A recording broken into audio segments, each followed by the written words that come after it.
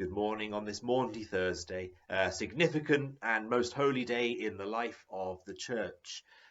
Today, normally we would gather in the cathedral in the presence of our bishop, and that's the service where we renew our commitment. We remember that we are called to serve in the name of Christ, who himself came among us to be a servant.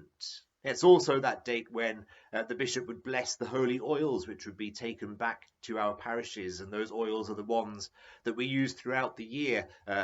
Baptism, so if you've been to baptism services and you remember that those who are about to be baptized are marked with a cross on their forehead using that holy oil.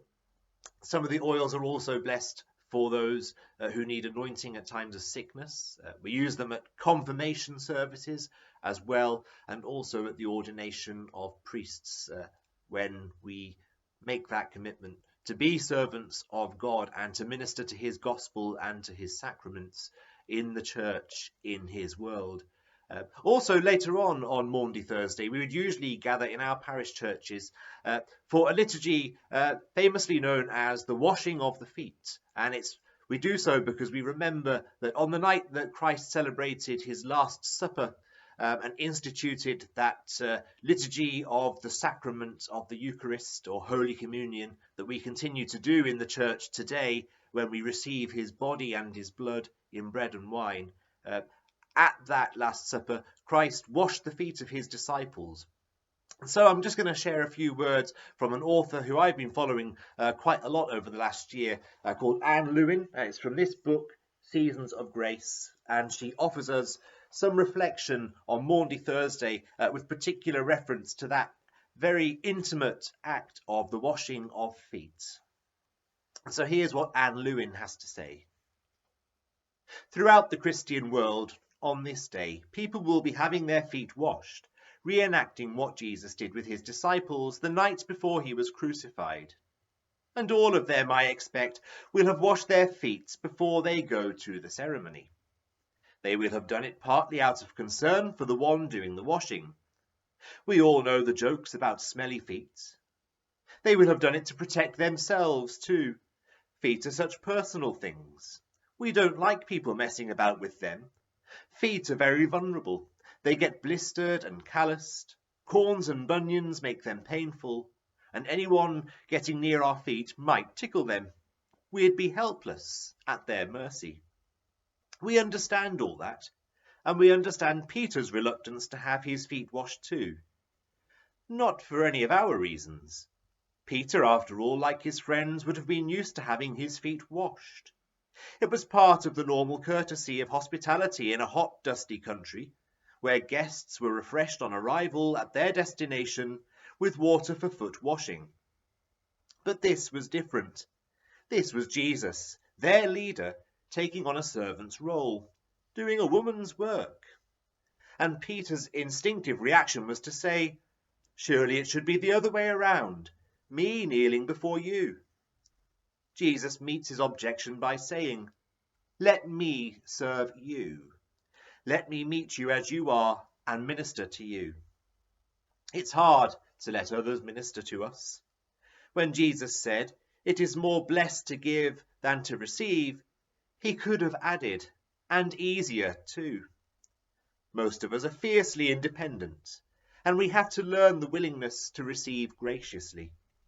Otherwise, if we are always the ones who give, we diminish others by implying that they are the ones in need, while we are all right. Jesus didn't say, go and wash everyone else's feet. He said, wash one another's feet. That has to be a mutuality of service. Jesus modelled that himself when he let someone wash his feet. Remember the woman, emotional, over the top with her extravagance? Scandalous, really, that she should think she had anything to give Jesus, especially in the view of her background. But Jesus didn't refuse her ministrations.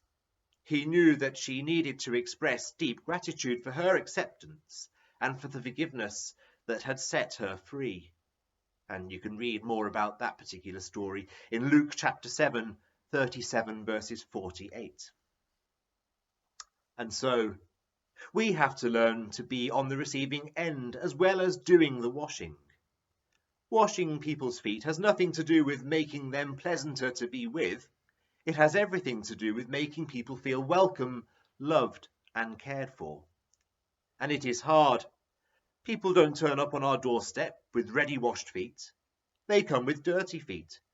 Feet misshapen by experience, blistered, smelly. And Jesus says that's where we have to get stuck in. It won't always, perhaps even often, be a physical soap and water job. But there will be times when we all have the opportunity to minister to someone, to meet them at their point of need, not to make them more acceptable to us, but to help them live with themselves, to begin to understand what it means to be loved. And if we don't do it, well, have you noticed that there are 2 bowls of water called for that night? Jesus took his, filled it with water, and used it to wash feet, symbol, he said, of love. Pontius Pilate sent for his and used it to wash his hands of the responsibility of having to condemn Jesus to death. The bowls are constantly before us, and so into which bowl will we dip our hands? And so as we remember those reflections today and how Christ came and encourages us to be servants of one another, especially today during this crisis in which we find ourselves, let's remember those who truly are serving us in our health service, those who are in unseen roles at home caring for loved ones, members of our emergency services and our local services, those who collect our refuse and rubbish, those who work to keep the streets safe and clean, all manner of people.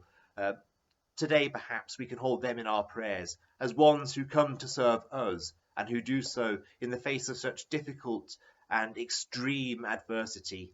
And we pray for their safekeeping and we give thanks for their ministry.